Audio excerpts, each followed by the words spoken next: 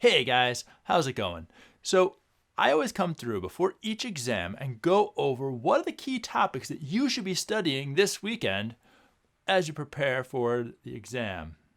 In this case, for exam number 3, we have to take ourselves all the way back to the hormones and the endocrine system.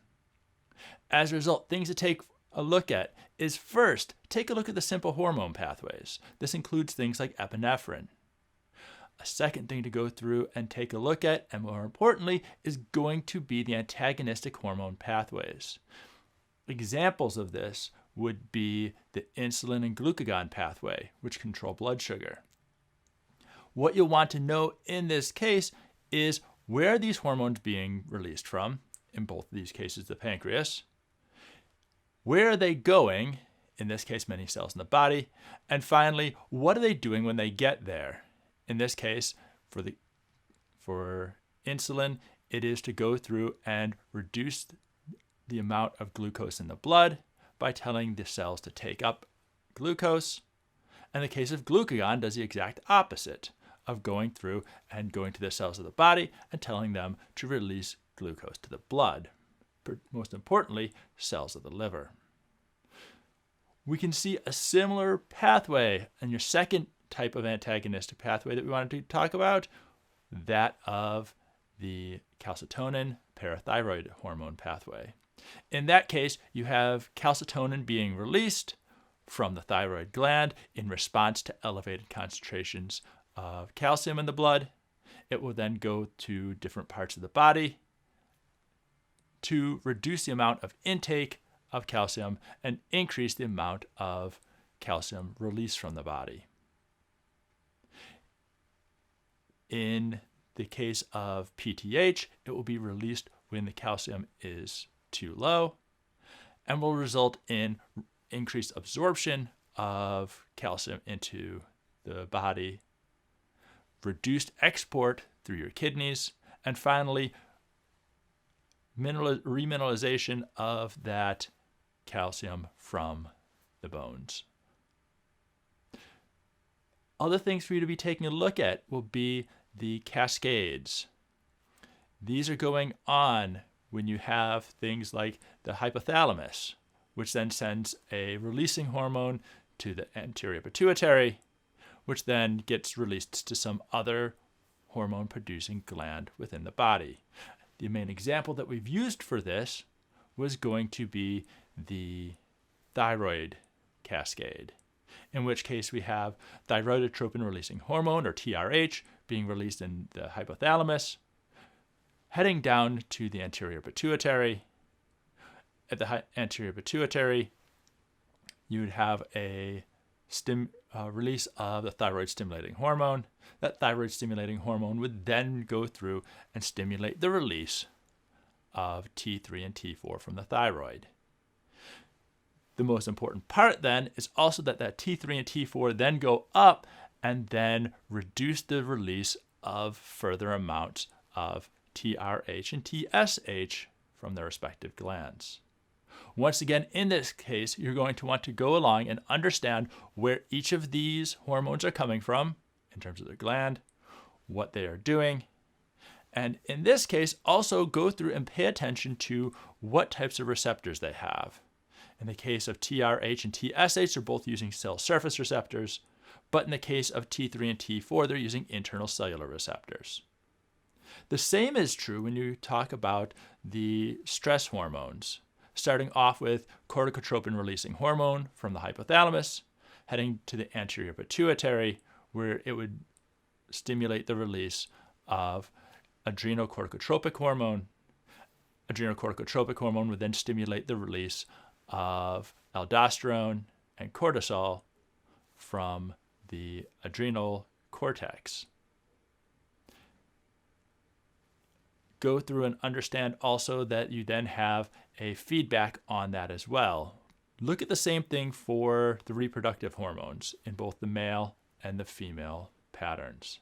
In the case of the male patterns, you do the exact same thing with the production of gonadotropin releasing hormone, followed by the production of the luteinizing hormone and follicle stimulating hormone, which then goes through and stimulates the release of testosterone and inhibin, which then creates that feedback loop again. Importantly, go back along and look at those same patterns as they are affected in the female cycle. Other things that you'll want to go through finally on these. For each of these hormones, take a look at, again, where they're coming from, again, where are they going, and finally, what are they going and doing to the body. In addition, make sure you understand that in the case of the stress hormones, this being aldosterone and cortisol, and the sex hormones, testosterone and estrogen, those are all lipid soluble and will have internal cellular receptors. Next thing to go through and do is look at the posterior pituitary and remember the two hormones involved with that, specifically antidiuretic hormone and then oxytocin. Next thing to go through and take a look at will be the processes of spermatogenesis and also look at the process of oogenesis. Understand how those two relate to one another, how they are different from one another, and finally, understand how they are the same or different from our typical pattern of meiosis that we covered in Bio 111.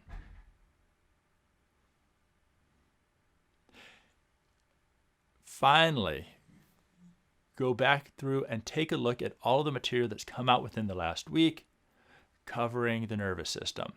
Be able to describe the processes going on during a resting potential. Next, go through and look at which channels are open and closed at each stage of the action potential, from the resting stage through the initial depolarization, rising limb, falling limb, and hyperpolarization, and finally the refractory period. Be able to describe which channels are open and closed at each of those points. Next, understand the processes of conduction, both normal conduction and sartorial conduction.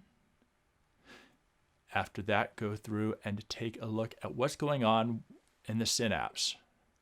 The initial arrival of that wave of depolarization from the action potential, releasing calcium into the cell via the voltage-gated calcium channels, the activation of the secretory vesicles that contain the neurotransmitters, which cause them to be released in the synapse. In addition to that, understand how you have the traveling of that neurotransmitter across the synapse to the point it reaches its receptors on the postsynaptic cell.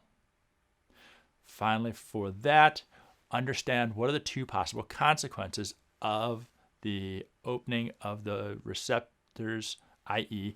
the ligand-gated ion channels. One of these can be IPSPs, which are inhibitory postsynaptic potentials, which cause a hyperpolarization in the postsynaptic cell. Or you can have an excitatory postsynaptic potential, in which case you have a depolarization due to an influx of things like sodium. What you'll want to be able to do is draw out that pathway as well as a point of practice.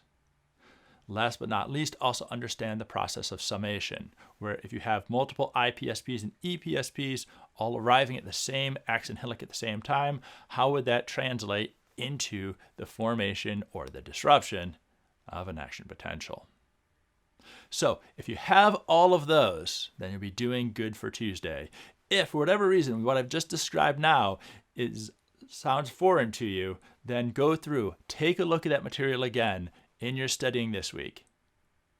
So, good luck this weekend, and I will be talking to you soon.